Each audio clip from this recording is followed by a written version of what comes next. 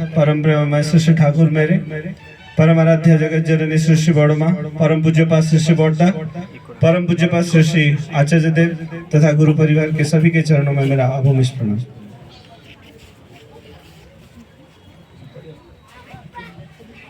आज के इस प्रातः सत्संग में ये जो धनेश्वर भाई और उनके सहसाथी ने मिलकर ये ठाकुर जी का सत्संग आयोजन किया है, सर्वप्रथम उनका मंगल प्रार्थना करता हूँ ठाकुर जी के पास, जैसे वो ठाकुर जी को लेके शांति स्वस्ति और आनंद में रहे और ऐसे ही जीवन को अतिबाहित करते रहे।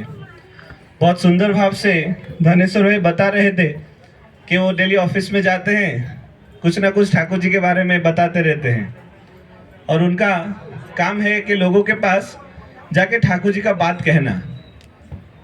ठाकुर जी मतलब मैं जो समझता हूँ, अगर मैं मानूं तो ये इंसान है और मानूं तो भगवान है। अगर सच बताऊं ना, ये इंसान है ना भगवान है, ये मेरे गुरु हैं। और गुरु कौन होता है? जो मेरी बात सुनता है और मुझे गलत करने पर रोकता है। और गुरु हमेशा मुझे बचपन से लेके आज, अगर मैं किसी कंपनी में काम कर रहा हूं तो किसी के गाइडेंस में कर रहा हूं। ऐसा नहीं है कि मैं गया, मेरा स्कूल खत्म हुआ, मैं कॉलेज में गया, कॉलेज खत्म किया, ऑफिस में आया, मुझे कोई पूछने वाला नहीं था। मैंने किसी से कुछ ना कुछ सीखा है, किसी ने कुछ पूछा है और किसी ना किसी रूप में कोई ना कोई मेरा गुरु है, तब जाके मैं यहाँ तक पहुँच पाया हूँ। धनेश्वर भाई जो बोलने की कोशिश कर रहे थे, हम सत्संग आते हैं, सदगुरु ग्रहण करते हैं और इष्टभृति करते हैं। क्यों करते हैं? क्योंकि वो मेरे गुरु हैं, कोई भगवान नहीं है। मैं कोई चंदा नहीं दे रहा हूँ, मैं कोई चंदा नहीं दे रहा हूँ, मैं कोई दया नहीं कर रहा हूँ। अगर दया कर रहा हूँ तो खुद के ऊपर कर रहा हूँ। अगर देने का कोई सौभाग्य मुझे मिल रहा है, वो उनके कारण मिल रहा है। ये सेम क्वेश्चन मैंने अपने बाबा से किया था। हम इतने हिंदू समाज में बहुत सारे भगवान हैं, देव देवियां हैं, हम किसी इंसान को ही क्यों गुरु मानते हैं? हम किसी मूर्ति को पूजा क्यों नहीं करते?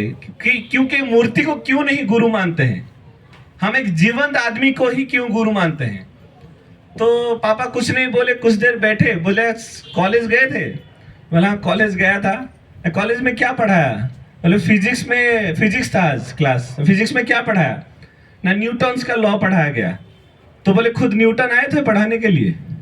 बोला न्यूटन क्यों आएंगे, हमारे महंती सारे अच्छा पढ़ाते हैं, उन्होंने समझा है न्यूटन्स का लॉ है, ये है वो है। तो बोले न्यूटन नहीं आए पढ़ाने के लिए? बोले नहीं आए। तो न्यूटन आएंगे कैसे? वो है ही नहीं तो आएंगे कैसे? बट न्यूटन थे बोल के तुमको बोला कौन? बोला महंती सर। तो महंती सर ही तुम्हारे न्यूटन बन गए ना? हाँ, वो बोले, मैंने मान लिया। हमारे जीवन में बहुत सारी चीजें हैं जो कोई बोला है मुझे करो, तो अगर मैं भगवान को न्यूटन मानूं, भगवान हमेशा नहीं आएंगे, महंती सर लेकिन आएंगे। जो मेरे गुरु हैं वही है मेरे महंती सर मेरे लिए, जो बताते हैं भगवान कौन है, किस तरह पूजा जाता है, किस तरह किया जाता है। तो फिर मेरे पापा ने और एक चीज पूछा, तुम फिजिक्स गए थे, पढ़ के आए, ट्यूशन सब किए, ट्यूशन फी दिए? मैं बोला हाँ दिया। बोला किसको दिए? बोला महंती सर को दिया। बोला क्यों, न्यूटन को क्यों नहीं दिए? जो ट्यूशन फी था तुम न्यूटन को क्यों नहीं भेजे, महंती सर को क्यों दे के आए? मैं बोला क्योंकि महंती सर ने ही मुझे समझाया what is the Newton's law. इष्टवृत्ति वही है जो मैं ग्रैटिट्यूड देता हूं, जो मैं समर्पण करता हूं। मैं जो यहाँ पे आज खड़ा हूं ना, मैं भी महंती सर का हाथ है। अगर कुछ बन पड़े उनके लिए मैं करूंगा, एक श्रद्धा का भाव, जो भी बन पड़े मैं उनके लिए करूंगा, वही है मेरा इष्टवृत्ति। तो जीवन में एक गुरु ऐसा चाहिए जो मुझे पाथ दिखाए, जो मुझे राह दिखाए। उनके बदले मेरा कुछ तो बनता है, कुछ तो आग्रह बनता है, अनुगत्य बनता है देने का, वही है मेरा इष्टवृत्ति। एक छोटा सा कहानी याद आ रहा है। गुरुकुल में एक बार गुरु अपने शिष्यों को लेके गए थे, जैसे हम अभी मॉडर्न जमाने में समर कैंप बोलते हैं, विंटर कैंप बोलते हैं, बच्चों को लेके गए थे। उसमें एक चालाक स्टूडेंट था, वो बहुत अपने चीजों को एनालिटिकली सोचता था कि गुरु ये बोलते हैं, मैं दूसरा करके क्यों नहीं देखूंगा, मैं सक्सेसफुल हो जाऊं। तो ऐसे ही गए, गुरु कुछ दिन कुछ देर जाने के बाद बोले सब लोग एक बड़ा बड़ा पत्थर उठाओ। सबने मुश्किल से एक बड़ा बड़ा पत्थर उठाया। तो बच्चे ने सोचा है क्यों कष्ट करे, इतना बड़ा पत्थर कौन उठाए, उसने छोटा सा उठाया। तो गुरु बोले फेंक दो, सबने फेंक दिया। जिसने जितना बड़ा पत्थर पकड़ा था ना, उतना बड़ा खाने का थाली बन गया। सबको भूख लगा था, खाने लगे, और ये बेचारा फेंका था छोटा सा पत्थर, उसको मिले छोटा छोटा खाने के लिए थोड़ा सा। बोला परेशान हो गया, मेरे सब तो अच्छा सा खा रहे, मैं छोटा सा खा रहा हूँ, छोड़ो जान दो। फिर आगे चले। फिर कुछ देर जाने के बाद गुरु बोले सबसे छोटा जो पत्थर है उसको उठाओ। ये बोला लास्ट टाइम मैं लॉस पे गया था, छोटा पत्थर डाला, खाने को नहीं मिला, इस बार सबसे बड़ा उठाता हूँ। उठाया एकदम, जो उससे भी उठ नहीं पा रहा है। गुरु बोले जितना दूर हो सके फेंको। सबने फेंका।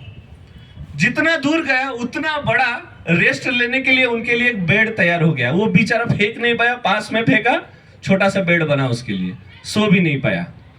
परेशान। गुरु बोल रहे बड़ा पकड़ो, पकड़ रहा है छोटा, छोटा पकड़ो, पकड़ रहा है बड़ा। फिर बोला इस बार मैं गलती नहीं करूंगा, मैं और सोचूंगा, गुरु का बात जो बोलेंगे और उसको थोड़ा तोड़ मरोड़ के सोचने का कोशिश करूंगा। फिर और कुछ दूर गए। गुरु इस बार बोले सेम पत्थर उठाना, जो भी उठाना सेम उठाना। ये बोला नहीं, लास्ट टाइम बड़ा उठा लॉस में गया, छोटा उठा लॉस में गया, इस बार दो अलग अलग उठाता हूं, सेम नहीं उठाऊंगा। तो उसने क्या किया, एक छोटा एक बड़ा उठाया। फिर गुरु ने बोला सामने फेंक दो। सबने फेंक दिया।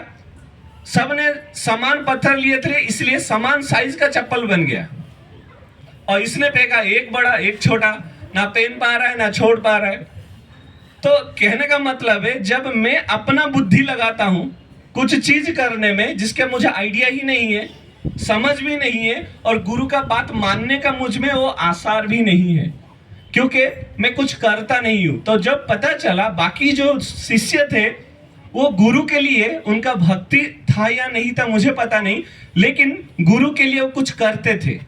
अपना खाने का सामान जो पहले जुगाड़ करने से पहले गुरु के लिए कुछ लाते थे, इसलिए गुरु के प्रति उनकी भक्ति था। आप अपने पड़ोस के बच्चे को इतना प्यार नहीं करोगे जितना अपने बच्चे को करोगे। क्यों करोगे? क्योंकि आपने कुछ किया है उनके लिए। आपने उसका दूध का व्यवस्था किया है, खाने का व्यवस्था किया है, रहने का व्यवस्था किया है। पड़ोस के बच्चे के लिए नहीं किया है, तब वो भाव नहीं आएगा। जैसे पृष्टि भाई बोल रहे थे, अब उनको भगवान मानो, मैं तो बोलता हूं नहीं मानो, पहले गुरु मानो, तब जाके समझ में आएगा कि यही है मेरे वो गुरु जो मुझे भगवान तक लेके जाएंगे और समझाएंगे भगवान क्या है। हम लोग बहुत सारे पूजा करते हैं, लेकिन पूजा विधि मुझे समझ में नहीं आती। लेकिन मैं जब ठाकुर जी के पास आया तब समझा गणेश पूजा क्या होता है, सरस्वती पूजा क्या होता है, जगन्नाथ जी को कैसे पूजा करते हैं। क्योंकि मुझे समझ में नहीं था भगवान को कैसे पूजा जाता है। भगवान को पूजने के लिए गुरु की आवश्यकता होती है। भगवान बहुत नाराज होते हैं, हम लोग बहुत डरते हैं, भगवान नाराज हो जाएंगे, ये कर देंगे वो कर देंगे, वो करते हैं, लेकिन बचाता एक है, वो है गुरु। जब भगवान नाराज होते हैं गुरु बचाते हैं, लेकिन जब गुरु नाराज हो जाएंगे ना, भगवान का हिम्मत भी नहीं है आपको बचा ले। इसीलिए सब बोलते हैं गुरु के शरण में आओ रे भैया। क्यों आए? क्योंकि मुझे गु मतलब अंधकार, रू मतलब आलोक, अंधकार से ऊपर जाना है, सोसाइटी में जीना है। तो मुझे सीखना है कि लोगों के साथ कैसे बिहेव करते हैं, कैसे अपने पत्नी के साथ व्यवहार करते हैं, कैसे अपने माता पिता के साथ व्यवहार करते हैं, वो गुरु सिखलाते हैं, जो कि कोई स्कूल यूनिवर्सिटी कॉलेज में नहीं सिखाया जाता। और इष्टवृत्ति जो है ये मेरे अहंकार को काटता है। जितना भी चाहे मैं जितना भी जो कर लूं, सबके लिए वो काफी नहीं है। जैसे उस दिन बिचारी जो अपना वनवास में थे, माँ रो रही थी कैसे खिलाएगी सबको। ऋषि लोग आए हैं खाने के लिए, सब लोग, द्रौपदी रो रही है कैसे खिलाएगी सबको खाने के लिए। दुर्वासा मुनि बैठे, श्री कृष्ण आके खिड़की में बोल रहे मेरे को एक छोटा सा चावल देगी। बोल रहे सखा तुम देख रहे हो इतने लोग खाने के लिए बैठे हैं, दुर्वासा ऋषि बैठे हैं, अगर खाने के लिए नहीं दूंगी ना सबको श्राप दे देंगे। तो बोले मुझे थोड़ा तो दे दे। बोले क्या करूँ, आप ऐसा क्यों रट लगा के बैठे हो? नहीं मुझे बहुत भूख लगा है। फिर उन्होंने जो भी चावल था जो भी था, एक 2-3 दाना उठा के भगवान श्री कृष्ण के हाथ में दे दिया। भगवान ने जब उसको पाया सबके पेट भर गए। तो मैं पूर्ण किसको कर रहा हूँ, भरण किसका कर रहा हूँ? अगर उनको भरण पोषण करूंगा ना सबका मंगल होगा। अगर उनको ना पूछ के लोगों के पीछे भागने गया, किसी का भी मैं मंगल नहीं कर सकता, उसमें मेरी क्षमता भी नहीं है। तो ठाकुर जी जो इस बार आए हैं, जब इनका ट्यूशन में जाएंगे ना, वो आपको प्रैक्टिकल चीजें सिखाएंगे। स्तुति कैसे करते हैं, प्रार्थना कैसे करते हैं, प्रणाम कैसे करते हैं, पिता माता को कैसे सम्मान देते हैं, पानी कब पीना चाहिए, पेशाब कैसे जाते हैं, खाना कैसे बनाते हैं, एवरीथिंग।